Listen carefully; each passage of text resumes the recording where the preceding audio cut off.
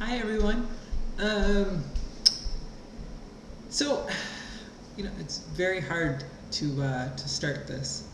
I'm not even sure how to start it really, but it occurred to me today after talking to a few different women and all the women I've been talking to over the last few months that I need to share my story with all of you, and that's pretty hard.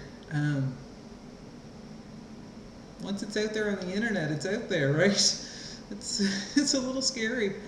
Um, but I had an old friend today that I contacted. We were high school friends, and she made a comment today about how it's nice to know that someone else's life isn't so perfect either. And it actually kind of took me back because, I actually have, I'm the type of person um, that keeps up appearances.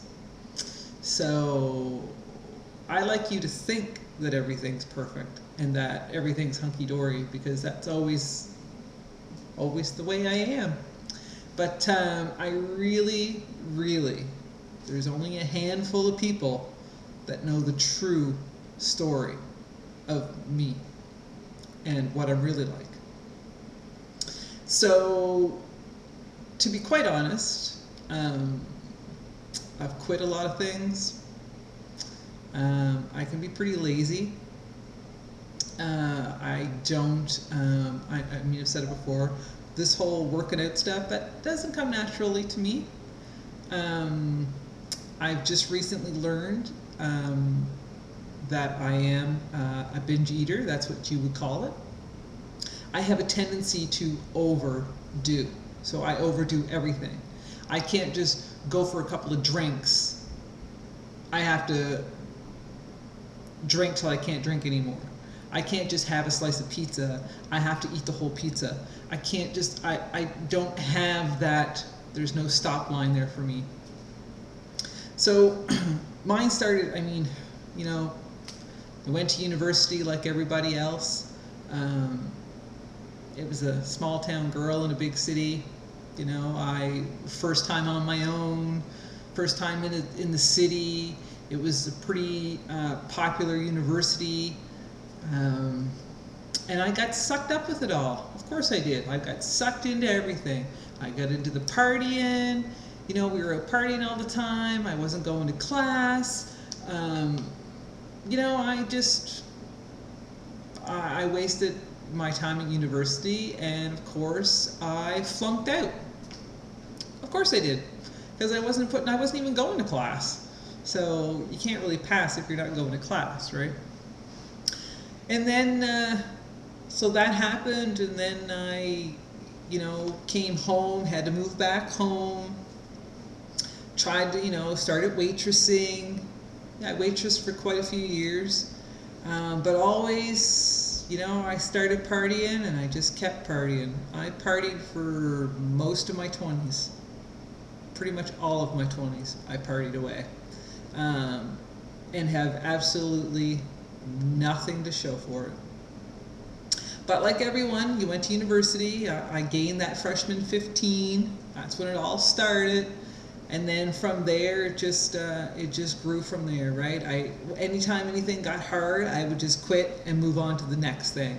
If something happened at work that I didn't like, I'd be like, I'm just going to go to the next thing. And I'd always make up an excuse that something happened with the boss and, I couldn't work there. I was too proud and I just couldn't do it.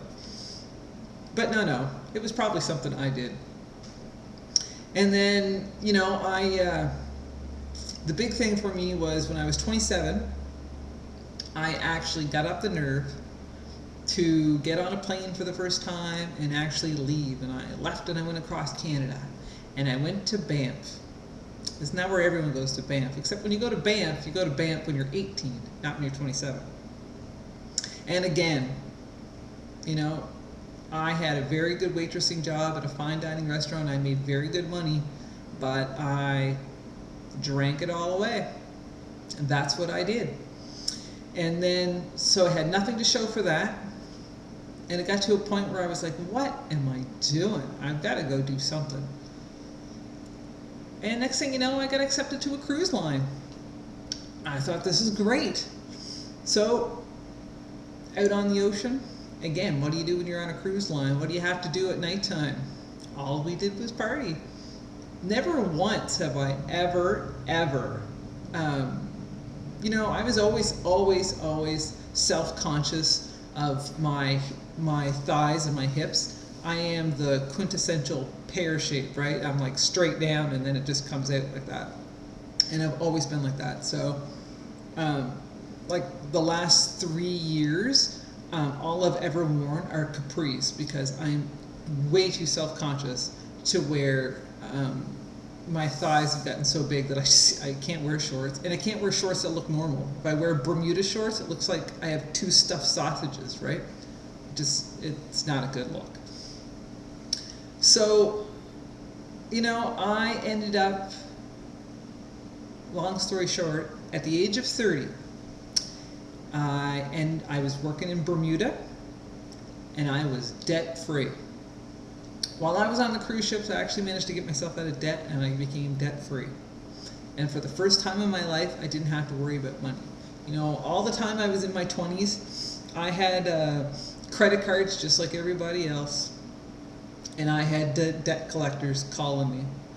It was a long, long time that I never answered my phone because I knew as soon as my phone rang, it was a debt collector. It was a bill collector. Always the bill collectors, right? So I ran from a lot of that. And then it was, here I am, 30 years old, debt-free. I met someone, we got engaged, moved to England. And then that's when it all started again, right? I was by myself. I knew no one over there. I was so scared. And I didn't want to be on my own. So I just stayed. And the more he drank, the more depressed I got, and the more I ate takeout every night. Always, right? And then and that ended very badly. We broke off the engagement. I had to call my mom and have my mom buy me a plane ticket to get home because I had no money to get home. I had no money because I couldn't work over there. So when I arrived back in Canada, I was right back where I started from, right up to my eyeballs in debt, again, after being debt-free. That is a pretty big blow to the ego, okay? And back to waitressing. So that's pretty low. I was extremely depressed. You go to work all day, yeah, be all super happy, and then you come home and it's just extremely depressed. And when you're on your own and you're depressed, the last thing you want to do is cook, right? So you're just ordering any kind of takeout, going through drive-thrus. And then the inevitable happened. When you're waitressing and have a lot of debt, you can't pay everything, right? So I had to make an adult decision, and I filed bankruptcy. So I was debt-free at 30, and by the time I hit 34, I was bankrupt. So, other people's lives are not always as they seem. They're not. No one knows what people go through in the privacy of their own home. But that was mine. And rock bottom hits when you have to pawn your engagement ring to pay bills. That's when you know it's time for a change, right? So, I find myself lately talking to a lot of women, and I find there's always a piece of their story that I can relate to because I've been there. I've struggled with my weight, constantly yo-yo dieting. You yo-yo diet, And then next thing you know, I'm binge eating. And then I try and go on another diet, and then I binge eat. And then because that's not working, what do? I start going to all these quick fixes, right? I've done what was the Kardashian thing that they were hawking there a few years ago? I've tried that. I've tried, the green tea pills and the raspberry ketone you're supposed to have with it. I've tried those. I've tried that stuff. I've spent thousands upon thousands of dollars and got nothing to show for it. The last few years, life's not all bad. I met a wonderful person. Right now, life is going fantastic. I love life. But I didn't like myself. So the last few years have been hard. I didn't like myself. I never wanted to go clothes shopping. I love clothes. I love shopping. And I couldn't go shopping because there's no way I could bring myself to go try on a pair of jeans in the dressing room, because if I had to go up a size to put them on, it would just play with my mind, and I couldn't do it. I just couldn't do it. I've always worn a two-piece bathing suit, and the last couple of years I've actually had to go buy a one-piece bathing suit. It may seem inconsequential, but I mean, for someone, I've always been small. So to do that, it's all up here, right? It's all in your head. It's things that I'm starting to learn now that when I look back, I'm just like, oh, I always took the easy way out. I always took the easy way out. When it started getting too hard, nope. Just throw in the towel and walk away. That's the way I did it. That's the way I did it. I'd move out of someplace. I don't need to move. I'll just leave it. I never dealt with it. So, of course, I was unhappy with myself. I mean, I was happy with my life and how it was going, but my inside, how I felt, did not match what was happening in my life. And I knew I needed to change that. I needed to change that. I wanted to be happy. I wanted to feel happy about myself. I wanted to look in the mirror and feel good about that reflection. It's hard to explain, but I think you get it. It's just some days are better than others, right? But my most recent experience, what brought me into Beachbody Coaching, actually, I have in the past, I've done P90X in the past, I had fantastic results with it. And then it just so happened at the beginning of this year, I really struggled with eating. Eating is my biggest weakness. Just on my drive home tonight, I fought the urge to go through a drive-through. My first round of doing the 21-day fix, it's 21 days. On day 19, I ordered a 14-inch pizza and ate the whole thing. I'm far from perfect.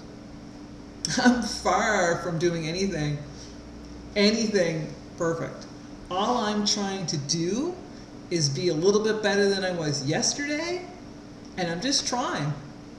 And that's all I ask of anyone else. Sometimes you just gotta try. You'll be surprised at what you can do. So what brought me into coaching was just at the beginning of this year, I was working out at the gym, but it was my eating that I couldn't control. So I really needed help with a meal plan. So I contacted these people. They were going to set me up with a weight training program and a meal plan. And for all of that, I paid them $1,100. I saw the guy a couple of times. He set me up. He took me to the gym, showed me what to do. And I kept telling him the whole time, I need accountability. My problem is that I don't want to go to the gym. I am not that person that wakes up in the morning and is like, yeah, go to the gym. No, I don't want to go to the gym. I can find every excuse in the book I showed up to the gym one night and didn't have my gym bag with me, so I just went home and stayed home. I mean, any excuse, right? So I kept telling him, are we going to meet once a week? I need to talk to someone. I need you to be checking in with me. I need that accountability. I need to have it, or I'm not going to do this. And he was like, yes, yes, yes, I'll be there. So he took my money, showed me what to do in the gym, and then disappeared. So you can imagine when I started with Beachbody and I contacted my coach, I was pretty hesitant to start this journey because, one, I just paid a lot of money and I didn't get the accountability or the results that I was looking for. Why would I pay out more money for something you're telling me? It just so happened that when I found out it was Beachbody, I knew the programs worked because I've tried them before and I knew they worked. So this time I was going to get a meal plan and the accountability I was looking for. So I was like, okay, but I still have some training sessions with these other people. So I thought, what am I going to do? Maybe I can get some money back from them. So I emailed them back and I said, listen, we have 5 training sessions left. That equals $300. Since I'm not going to use them, I would like a refund. And do you think I ever heard from him again? I have yet to this day to hear back from him. Nothing. So, you know, I understand people's hesitation when it comes to these programs and doing this, but all I know is that I push play that first day and I made it through 21 days. Yeah, I ate a pizza along the way and I probably had a couple of cookies along the way and I probably had a cupcake along the way, but I made it and I got through it. First time I finished something, I got the results I wanted, and now I've stuck with it, and I'm, you know, helping other people see that. It's so to go from, you know, just a few short years ago, it was only a few short years ago that I was pretty much rock bottom, declaring bankruptcy, having to pawn an engagement ring to pay my bills, you know, yo-yo dieting up and down. Here I am, stuffing my face one weekend, and then on Monday morning, back on that diet. You know, it's just, it is an eye-opener. But anyway, I just thought I'd share this because I don't want anyone, I would hate to have anyone think that you're watching me or you're looking at my Facebook page or my like page and think, oh, look at her, I can't do what she does. Listen, if I can do it, seriously, anybody can do it. You know, it's hard for me too. It is.